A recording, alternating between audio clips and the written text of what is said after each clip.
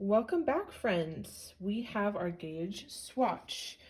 For what I did here was I did 30 stitches across. I did a few rows of garter stitch, which is knit every row. Then I did about 10 rows of stockinette stitch here in the middle, keeping the sides as garter, and then a few more rows of knit every row. I do the garter stitch around so that it lays nice and flat and doesn't try to curl up on me. It's not super important how many rows you do here. I just needed to make sure that I had several so that I had a good idea of how many stitches are going to be per inch here. So stock number, will be referring back to this number several times during our class and in the course of making your sock. It's important that we get this number correct because a lot of calculations are based off of this number. So the basic idea is number of stitches per inch, which I'll measure in just a minute, times the number of inches around your foot at the ball of your foot. And then that will give you our sock number.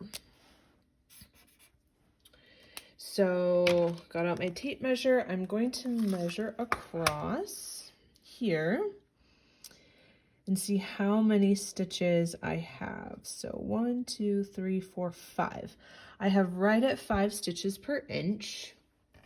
You may have more or less.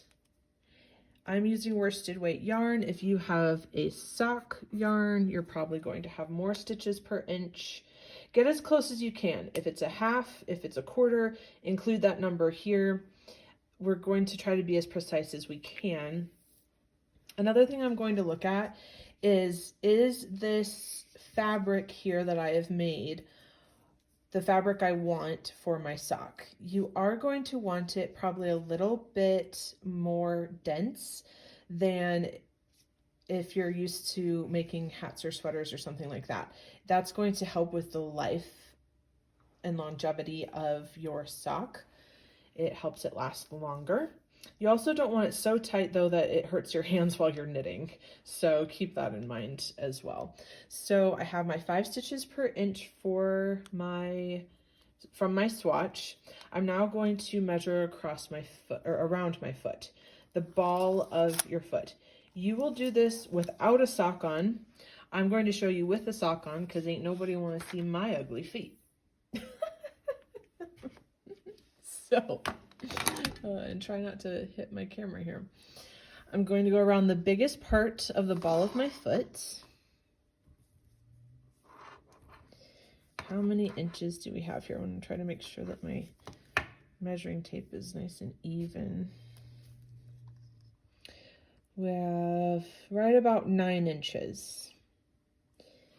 I want it to be a little tight. I don't want it so tight that it's gonna cut off your circulation or anything, but hand knit socks do not stretch as much as like the athletic sock that I just showed you that I have on. A lot of the athletic socks will have spandex or something in them, so they'll stretch more. While hand knit socks are stretchy in that anything knit is pretty stretchy, they aren't going to stretch as much as other socks you might be used to wearing. So we do want them a little bit snugger. Snugger, is that even, it's a word now. So inches around my foot was 9. So 5 times 9 gets us our magic number 40.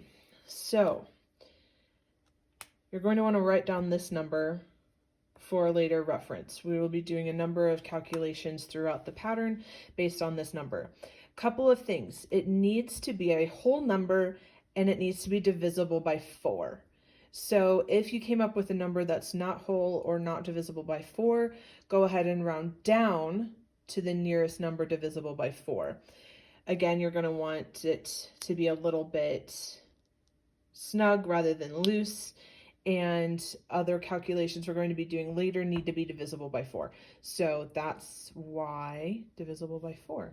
So your number may be larger, maybe smaller, especially if you're using a sport weight or a sock weight. This number is likely going to be bigger for you. So don't think it's wrong because you got a different number. I'm going to write this down so that I don't forget it, and we will be back to our cast on.